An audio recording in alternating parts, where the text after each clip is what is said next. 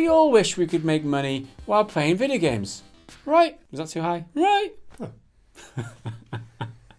Just sitting around, playing games, raking in the cash. There is actually many legitimate ways you can do that these days with the rise of Twitch, YouTube and esports. But this guy's figured out another way of doing it. MMOs are big, bloated games with lots of people, lots of data and lots of currency, real and in-game, constantly moving around in huge quantities. They truly are their own worlds, their own ecosystems, their own economies. Games like EVE Online have generated enough real-life crime and drama to prove that fact. And as with any world, any ecosystem and any economy, they can be exploited. And this guy's shown just how exploitable they are. Speaking to Vice Motherboard, a hacker using the pseudonym Manfred has revealed how he made a living out of exploiting security flaws in MMOs for 20 years. And this guy wasn't just earning a bit of cash on the side. Like I said, he was living off this. He was relying on it, paying bills. I got bills.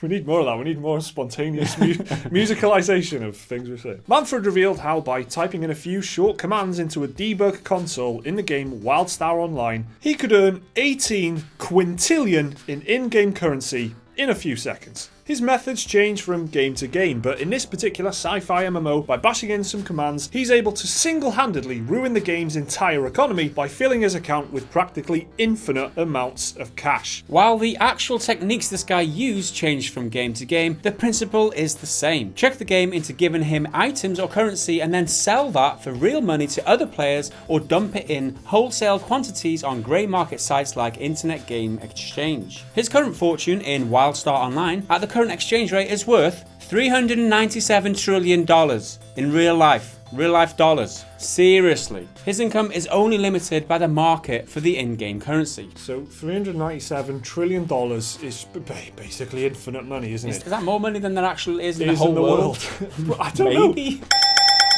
So literally the only thing that's holding him back in any way is the fact that there isn't that enough money to go around, and it's only based on how much money people will pay for his stuff. So he can just pump these markets full of currency, and then whatever sells, sells. The fact the exchange rate is $397 trillion gives you some idea of just how easy it is for this guy to do. He can just sit there all day, hammering in these commands, just like, that's another 18 quintillion, another 18 quintillion, another 18 quintillion. This is his work. It's kind of the same as us, isn't it? We sit around playing games, and then the result of it is we make these videos and then we get paid for it. Yeah. It's kind of like that, although he does less work than we do. There's a lot more money involved in what he's doing. Yeah, that's there's less of it. How can this situation reflect the fact that we feel like we got the short end of the stick with this job? How does that work out? Yeah, I'm feeling shortchanged. It's really clever, it's very intelligent, and he seems very conscientious, very aware of what he's doing. He's not just... It doesn't seem like he's just being an arsehole and making money. He's thinking about this stuff, and he's very creative with the way he can break into these games, and then, the reasons for doing it. I mean, it gets a bit more complicated than just making money, but we'll get to that. All this doesn't stop with Wildstar Online, though. Manfred, who shared some of his secrets at the DEF CON hacking conference in Las Vegas recently, said he's found more than 100 publicly unknown vulnerabilities in more than 20 online video games. The DEF CON Online...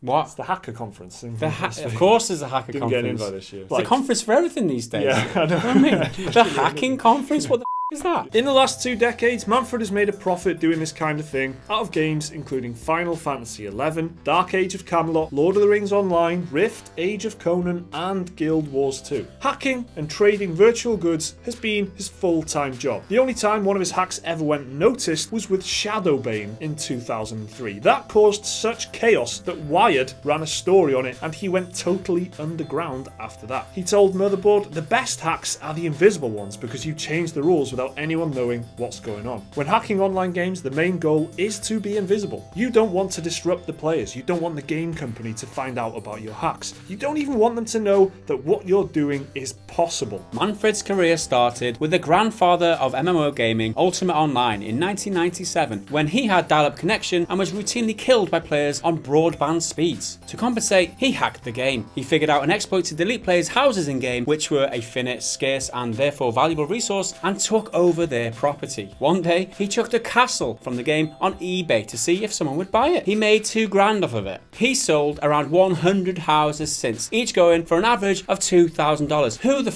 pays $2,000 for an in-game house on an online game. You've got to be laughing at that point, though. If you can just make that happen, boom, I've got a house. You seem to admire this guy quite. I do. It's brilliant. I mean, he's manufacturing that house. He's just taking it from someone else. They don't know what's happened. They just haven't got their house anymore. He's got it now. It's worth $2,000 and someone steals it off him, and you're like clapping him. I think is it just me that thinks that this is a bad thing to do, like stealing? What he's done there, though, is establish the economy. Like, people weren't buying and selling houses before that. So he's just like, hey, what if I put this on eBay? But what crime have these guys done? Oh, those arseholes have been using a better internet connection than me. I must steal $2,000 off them. This was the early days, though. This was the dark days. So he's kind of learned his way since. But I feel like we're not going hard enough on him. Like you're like just like yes.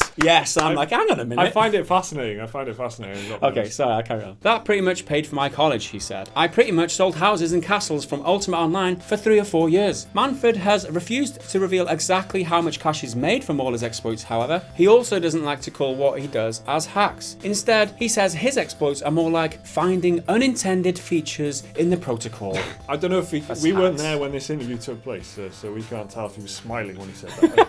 I hope he said some quotes here that were tying up the feature. He says that it's a wild west at the moment, online gaming, for this kind of stuff. His exact quote: there's a lot of money to be made and there's a lot of people doing this every day, so there's people just exploiting games in various ways. He does believe, though, that he is the only one who's been doing it as a career for the last 20 years. His last big hack was going to be at this conference. He was going to hack Wildstar Online, show everybody exactly how he does it. But like Bilbo Baggins, isn't it? Like his final, like putting on the ring and disappearing. Bilbo Baggins. I bid you all a very fond farewell.